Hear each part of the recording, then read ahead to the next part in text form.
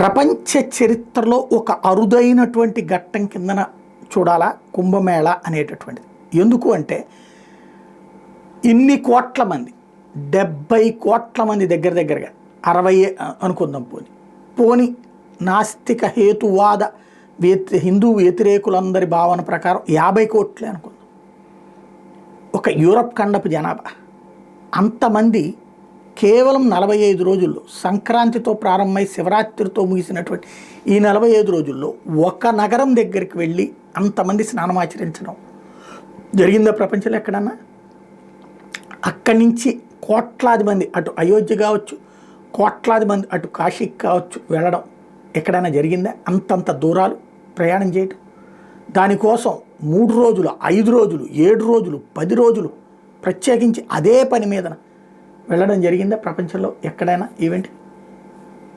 ఇన్ని కోట్ల మంది, ఇది గుర్తుపెట్టుకోవాలి ఇక్కడ. ఎందుకంటే మక్కా యాత్రకి జెరూసలేం యాత్రకి వెళ్ళే వాళ్ళు ఉంటారు, నో డౌట్.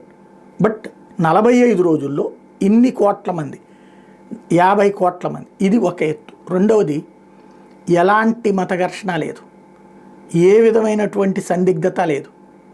వెళ్ళారు, దర్శనం చేసుకున్నారు, వచ్చారు. చిన్నపాటి సమస్యలు ఎప్పుడూ ఉంటాయి, జర్నీ అన్న తర్వాత సమస్య లేకుండా ఉండవు. అలాగే అక్కడ అన్ని కోట్ల మందికి అకామిడేట్ చేయటం, ఉండటం, తినటం, తిరగటం, దర్శనాలు చేసుకోవడం, రావడం, ఇదేమన్నా ఆషామాషి వ్యవహారమా?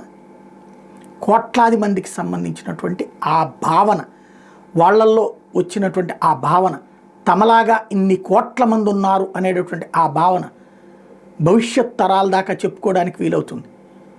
అలాగే ఆ ప్రాంతంలో ఉపాధి అవకాశాలు ఎన్ని వచ్చినాయి, ఎన్ని లక్షల మంది బాగుపడ్డారు, ఎన్ని కోట్ల రూపాయల ఆర్థిక వ్యవస్థ తిరిగింది, ఇవన్నీ లెక్కేస్తే ప్రపంచ చరిత్రలోనే అరుదైన ఘట్టం కుంభమేళ అవుతుంది.